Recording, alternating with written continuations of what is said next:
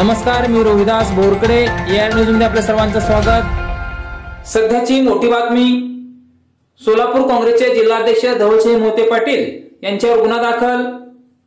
सोलापूर काँग्रेसचे जिल्हाध्यक्ष धवलसिंह मोहिते पाटील यांच्या अकलूज येथील बंगल्यात चोरी करण्याच्या हेतूने शिरल्याच्या संशयावरून एका तरुणाला बेदम मारहाण करण्यात आली।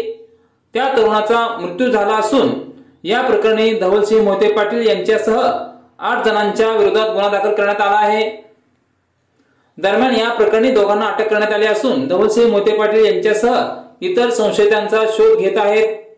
या मारहाणीत अभिजित उत्तम केंगार वय 21 राहणार वाघोली तालुका माळशिरस या तरुणाचा मृत्यू झाला आहे। या प्रकरणी अकलूजचे पोलीस निरीक्षक दीपरत्न गायकवाड यांनी स्वतः फिर्याद दिली आहे। अकलूज येथे धवलसिंह मोहिते पाटील यांचा प्रतापगड नावाचा बंगला आहे। त्या बंगल्यात अभिजित केंगार हा 18 जानेवारीच्या मध्यरात्री उशिरा शिरला होता। केंगार हा चोरी करण्याच्या उद्देशानेच बंगल्यात शिरला आहे। या संशयातून त्याला काठीने लाथाबुक्क्याने बेदम मारहाण करण्यात आली। त्या मारहाणीत तो बेशुद्ध पडला। त्यानंतर त्याला पोलिसांच्या स्वाधीन करण्यात आले होते। पोलिसांनी त्याला उपचारासाठी सरकारी रुग्णालयात दाखल केले। त्यावेळी डॉक्टरांनी त्याला मृत घोषित केले।